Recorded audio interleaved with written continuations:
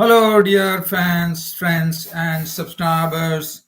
This is your host Ram with you on the cricket show, Cricket Happenings once again. This on a Sunday, and I welcome you all to this cricket show, Cricket Happenings. The dear audience, whoever is available, thank you for coming in. And as far as what I have for you in store, as far as happenings is concerned, is firstly India versus New Zealand. As I said, it is too early to count the chickens, but India were in a good situation. And now the New Zealanders, after India declared the second innings closed at 134 for 7, the New Zealand have been set with 280 runs for victory. The ball is turning on the final day, and it should be one hell of a day's play for sure. But I won't discount. I mean, they have definitely lost one wicket. They are already lost. I mean, they are set 284 runs for victory, and they were 4 for 1. Will Young, unfortunately, taking his time to review the decision, and I thought he was distinctly unlucky that he was given out to Ravichandran Ashwin. But that's what cricket is all about, because you have a particular time to take your decision as far as the decision review is concerned, and you have to be pretty quick before the clock countdown starts, which goes up till 10. You have to go and make a decision whether you want to review it or not. And I think, unfortunately, Will Young took a long time, and that went in favor of India. Well, and India will anyway take it, no doubt about it. But 280 runs, I think, still, as I said, tomorrow we have to see how things really pan out. But definitely, India definitely in with a chance here. As far as the other match is concerned, Bangladesh, and we are into the final day as far as India New Zealand is concerned. Bangladesh versus Pakistan. Once again, Bangladesh did a good job here. They grabbed the first innings lead of 44 runs, a handy lead at that. But it was the Pakistan bowler Shaheen Shah Afridi striking back in a big manner, and once again bringing them to a situation that saw them at 4 for 49 in the first innings. So right now, the score for Bangladesh in the second innings, they were tottering once again, this time in a more worse situation, I would say. 10 runs below what they scored in the first innings. They're 39 for 4. In fact, the fourth wicket was lost at 25. And it is once again, I think, Mushfiqur Rahim and the other player, Liton Das, will once again have to do something out of it. So it's going to be very interesting. And also, the other thing that I have for you on this particular cricket show is the preview of the second test match, which is coming up between West Indies and Sri Lanka.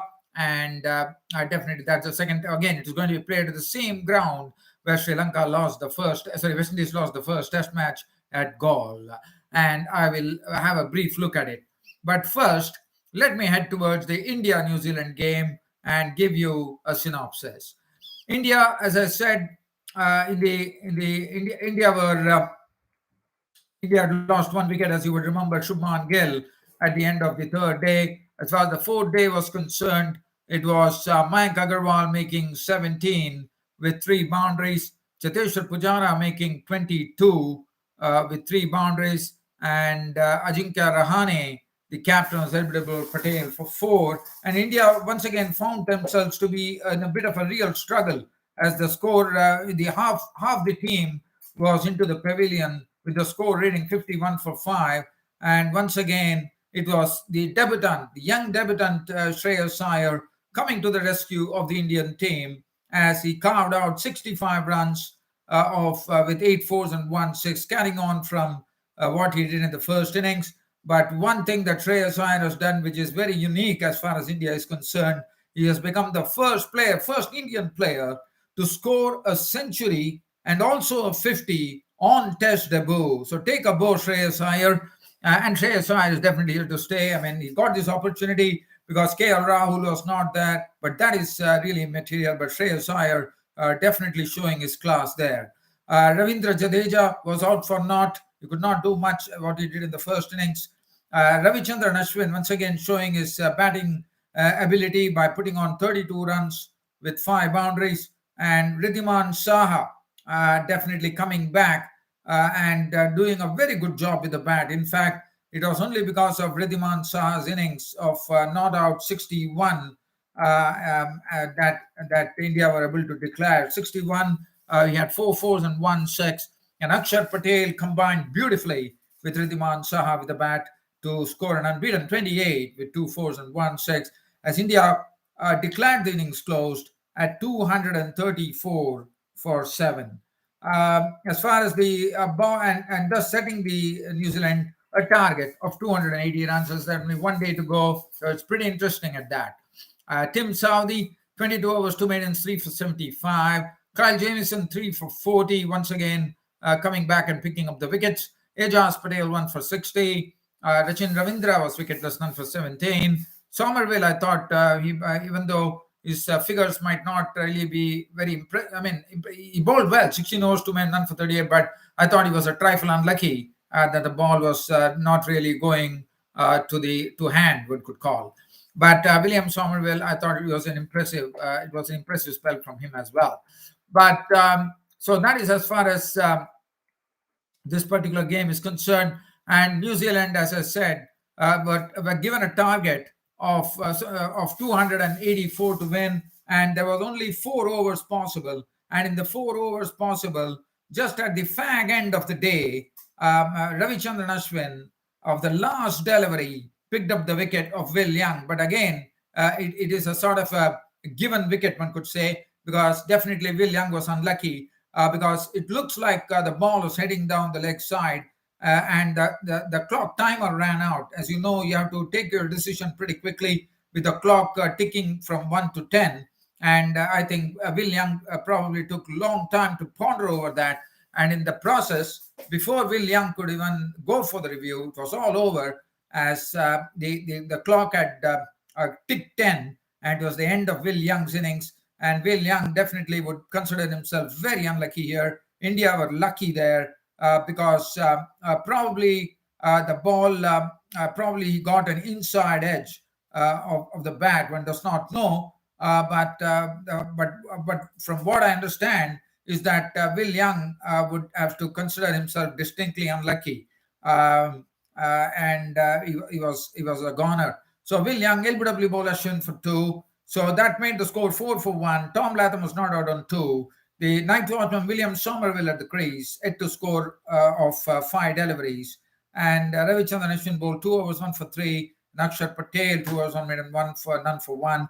And in the process, Ravichandran Ashwin has gone past, I think, Harbhajan Singh's wicket tally. So that is another good thing for Ravichandran Ashwin. So it was a record, that particular wicket of Will Young fetching him a good record.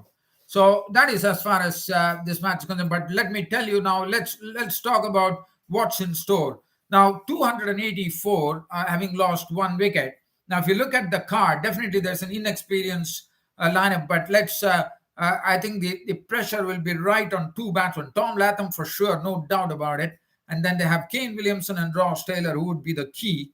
And Henry Nicholls, yes. But anyway, if you look at experience, I think Kane Williamson and Ross Taylor will be the key. If Kane Williamson and Ross Taylor could actually survive this particular, and as you know, it's the final day, the ball will probably even turn square, according to me. And I think life is not going to be easy. But also, there is a sneaking feeling that the pitch is not really behaving in any alarming manner. So whether New Zealand will have a chance to go and get to this target, but again, it is definitely not going to be an easy one. But I think there is a nice battle in the offing, which is coming up on the final day at Green Park in Kanpur. So India will be hoping that they can nip up some quick wickets in the morning with the dew factor and with the foggy conditions there in Green Park and Kanpur, and then allow the spinners to rule the roost. And it's going to be interesting. But as I said, there will be 3 players on whom this 280 would revolve, according to me. And those would be Tom Latham, Kane Williamson, and Ross Taylor. And Kane Williamson and Ross Taylor are real veterans in this lineup, and they would be the ones who would be expected. And also Tom Latham. Yes, Tom Latham is also pretty experienced. So these 3 would be the key, according to me. If these 3 wickets are gone, then I think New Zealand have absolutely no chance. But here they at least stand a bit of a chance of against India, against the Indian spinners. As you know, Kane Williamson is a good player of spin. Ross Taylor can also do well, and besides Tom Latham, definitely is a good player of spin. So we definitely have a nice game in hand coming up on the final day's play at Green Park in Kanpur in India. So now let's get on from here and run into Bangladesh versus Pakistan.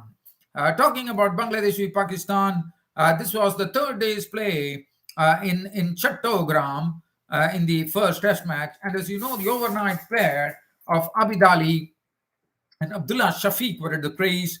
But Abdullah Shafiq was dismissed on his overnight score for 52. And it was Taijul Islam who really spun a web around the Pakistan batsman, the left-arm spinner, and he made life extremely difficult for them. And it was due to the efforts of Taijul Islam, who bowled 44.4 overs, 9 maidens, 116 runs, and he captured 7 wickets. And also, it's very difficult to really believe it, but believe it or not, Taijul Islam has taken his 9th 5-wicket haul in Test matches, and that's absolutely a very great achievement in the lesser number of matches that he has played. I thought that is a great achievement. His 9th 5-wicket haul in Test matches. Looking at the Pakistan innings, Abid Ali went on to score his 4th Test ton, 133 with 12 fours and 2 sixes, and he was the only one who could be getting in terms. But there was a nice battle between bat and ball when Abid Ali was at the crease. It was a nice battle between Abid Ali and the Taijul Islam. It was really, it was a nice battle that took place between Abid Ali bat and Taijul Islam's ball. Azhar Ali was out for naught. Babar Azam, and this is a powerful batting lineup. Let us understand that. And definitely Bangladesh will deserve a lot of credit for taking a 44-run lead in the first innings as they bowled out Pakistan for 286. In the main, it was none other than Taijul Islam who wrecked the Pakistani innings and really had this very powerful batting lineup in all sorts of trouble. Babar Azam was out for 10. He was a victim as an exception to the bowling of Mehdi Hasan Miraz. Fawad Alam was out for 8. Mohammad Rizwan was out for 5. Fahim Ashraf was the one who at the lower order gave them some sort of runs there as he made 38 with 3 fours and 1 6. Hassan Ali out for 12. Sajid Khan 5. Nauman Ali 8. Shaheen Shah Afridi was not out on 13. As 286 all out for Pakistan. A 44-run lead to Bangladesh. Bowling, Abu Jayed, none for 41. Abid Hussain looked good with his ball. 26 overs, 7 minutes, 247. But Taijul Islam took the cake there. 7 for 116. His 9th 5-wicket haul in Test matches. Mehdi Hasan Miraz took the wider wicket of Babar Azam. 30 overs, 7 minutes, 1 for 68. Mominul Haq, 3 overs, none for 12. Now, but even though the 44-run lead was taken, and Bangladesh should have thought they can be sitting pretty, but it was not to be. As Shaheen Shah Afridi totally broke the back of the Bangladesh batting, and last time it was Hassan Ali who did it to Bangladesh in the first innings, and then that rescue act by Liton Das and Mushfiqur Rahim, and it looked like Mushfiqur Rahim and Liton Das once again have to combine together. As what we saw here is that this time it was Shaheen Shah Afridi who broke the back of Bangladesh in the second innings by nipping up 3 wickets for 6 runs. Now looking at the bowling there, Shadman Islam was LBW bowled Shaheen Shah Afridi. This was a near nip backer. It was foolish on the off stump, but jags in. Islam was trying to go for the flick, but it was all over. He was LBW bowled Shaheen Shah Afridi. The next one, Saif Hassan, the debutant, was caught and bowled by Saeed Afridi. Now, this was a real snorter, one could call, from Shaheen Shah Afridi. He banged it in, and the ball actually rose to the face of Saif Hassan. And all that Saif Hassan could do was hold his bat and trying to fend at it as the ball popped up in the air. Shaheen Shah Afridi taking a real dolly. Najmul Hussain Shanto was the next to go. Shaheen Shah Afridi took the wicket of Shanto as this was a ball which need not be touched at all. But Najmul Hussain Shanto decided to fiddle with the ball as the ball took the outside edge, and it was debutant Shafiq who was standing at first slip, not making any mistake, taking his maiden catch there as that was the end of Najmul Hussain Shanto. And after that, the captain's wicket was taken by Hassan Ali as Momin Ali was trying to work the ball through the square leg region, but it was a leading edge, and Azhar Ali pouched it. And that was the time this Bangladesh innings lay in tatters as the score read 25 for 4. And then once again, as I said, it was Mushfiqur Rahim who had to come to the party, and he was there, and he was not out on 12. But with the lead that Bangladesh are having, at least they have the solace of being leading by 83 runs when they go on to the fourth day tomorrow against Pakistan at Chattogram. Mushfiqur Rahim was not out on 12 with one boundary. Yasir Ali was not out on 8. He was sent in as a night watchman, I reckon. So Liton Das is still in the hut, and I think that would be the key. So once again, it looks like Mushfiqur Rahim and unless Yasir Ali can really give some good company to Mushfiqur Rahim, that would be great. But Shaheen Shah Afridi, as I said, was on absolute fire. And tomorrow he'll have another advantage, is that this particular new ball is fairly new. It's only 19 overs old. So Shaheen Shah Afridi can still get that ball to jag in and jag out. And I think it's going to be a real battle this time. Whether Bangladesh can once again do a recovery, that really remains to question, according to me. But one has to wait and watch, because I feel Shaheen Shah Afridi, as I said, on absolute fire. Tomorrow again in the morning, the dew factor comes into the picture. And Shaheen Shah Afridi, as you know, he's someone who jags the ball in and out, and he would be a difficult customer once again with the ball still, with the dew factor and the ball still being new. I think Bangladesh will have a real challenge on hand this time, whether they can really do something what they did in the first innings. That would be an extraordinary feat if you could do that, because I think the odds are really stacked against them right now. Shaheen Shah Afridi, wonderful bowling from Shaheen Shah Afridi, on the money right from the word go. 6 overs, 4 maiden, 6 runs and 3 wickets to Shaheen Shah Afridi. Hassan Ali, 5 overs, no maiden, 1 for 19. Fahim Ashraf, 3 overs, none for 6. Nauman Ali, 4 overs, 2 maidens, none for 7. And Sajid Khan bowled a solitary over in which he gave away 1 run. So again, this match is also nicely set up, but we are only going into the 4th day, and Bangladesh have a real task on hand early in the morning to negotiate the likes of Shaheen Shah Afridi and Hassan Ali, with the conditions absolutely suiting the Pakistanis, as I said, and Pakistani bowling. So now let's go into some match preview here. We are talking about, as you know, the first test match between Sri Lanka and West Indies was lost by the West Indies. And West Indies, as you know, have come here with a record that they have never ever won a test match against Sri Lanka in Sri Lanka, and looks like going to be a pipe dream for them, because now it is the second test match. Even if West Indies win this match, it would only be a sort of a draw for them. But at least they will have the solace. So West Indies still have a chance. But let's have a look at the team. As you know, the West Indians found themselves all at sea against the Sri Lankan spinners. Again, this pitch in Gaul, again, the same ground. We don't know which strip they are going to use, but I'm told it's going to be dry. There's going to be a lot of turn, and we might even see the turn happening right from the first day, and that's not good news for the West Indies. As far as the West Indies team is concerned, Brathwaite would captain the side. Jeremy Solazano, the other day, he was substituted. It was a concussion substitute, came shy. I hope whether Jeremy Solazano can really play. That will be interesting to see. Kruma Bonner was very impressive with his batting. He showed great application, but could not rally his team with losing wickets at the other end. But Kruma Bonner, definitely, I think he's one for the future for West Indies. He seems to be a perfect test material player. He did this against Bangladesh in Bangladesh, and once again, he has shown against Sri Lanka as well. So definitely, this bloke, Nkrumah Bonner, has looked very impressive and looks destined for some real greatness as far as the West Indies are concerned. Roston Chase, another very, very good player. You can never discount Roston Chase, as he's another one superb, classy player. Jermaine Blackwood always, has shown a lot of consistency for West Indies.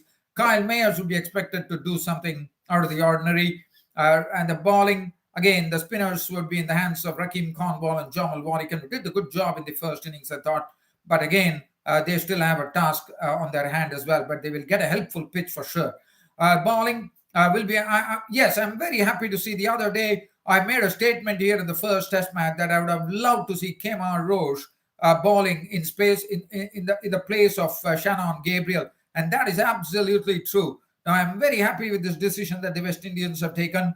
There is no Shannon Gabriel in the lineup. I'm not telling that he's not a good bowler. He's a very good bowler. He's pacey. He has nice aggression in him. He hits the deck very hard. And but I think compared to Kemar Roche, with the experience that Kemar Roche has, I think this is going to make a great deal of difference in this particular second test. And I'm very happy as far as the decision is concerned that Kemar Roche has been selected and Shannon Gabriel has been dropped. So that is going to be, I think that is the only change that I'm expecting in the West Indian team. Now, looking at Sri Lanka, well, they are absolutely cock-a-hoop.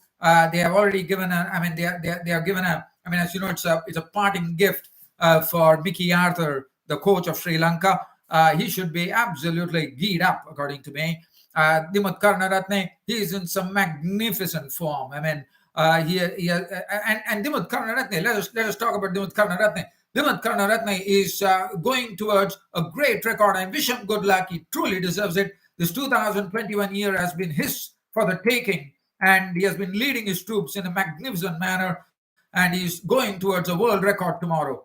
I wish him good luck. He has scored 650s in test matches, 6 consecutive 50s at that. And tomorrow, if Karunaratne can get to his 7th 50, he becomes the first player in the annals of cricket test history to go and score 7 consecutive 50s in test matches. And I wish him all tons of luck, Dimuth Karunaratne. Pathum Nissanka, another player, player who is sort of a really future player in the offing for Sri Lanka. Oshado Fernando would be expected to score some runs. Angelo Matthews has definitely shown that what he means to the team with his innings, the 50 that he had. Dhananjay De Silva, you can always count on Dhananjay De Silva. Dinesh Chandimal would be expected to score some runs with his experience. Charita Salanka could be the one who could be coming in. Now, Charita Salanka, I'm told that they might be going for an extra batter. I think that's the right way to go, because you have your spinners. You have Ramesh Mendis, you have the Lasith Embuldenia, who did a great job. You have Pravin Jayavikrama, and even Dhananjay De Silva can bowl. So why do you want to have another pace bowler? I think that's in the fitness of things that Dushmantha Chamira will have to sit down, and it will be a Charita Salanka, who has already shown what a talented player he is in the World Cup, would be definitely getting a looking in tomorrow. I think Charita Salanka is definitely bound to make his test debut tomorrow against West Indies. But definitely a real contest lies ahead. And I think West Indies, I'm looking at Kemar Roche, because I feel Kemar Roche will make a big difference with his experience. And one hopes that really works out. But definitely, we have a nice test coming up in Gaul, and West Indies would love to get their first ever test victory against Sri Lanka in Sri Lanka, and that is what West Indies would be aiming for. Well, dear fans and subscribers, an absolute pleasure bringing you this cricket show, Cricket Happenings. I hope you all loved the cricket broadcast. I don't see anyone asking any questions today with the audience coming in. Thanks for coming in and being patient on this Cricket Happening show.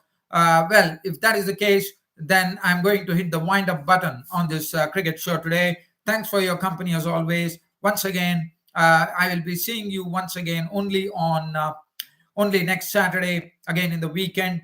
Unfortunately, the only place where you could actually keep in touch with me is my Twitter page at Ram574. you can hook on to that. So tweeting is something, cricket tweeting is something which I do it on a regular basis. And my cricket website, I hope some have already had a look at my cricket website, www.cricket-status.com. This is your host Ram, finally signing off. Thank you.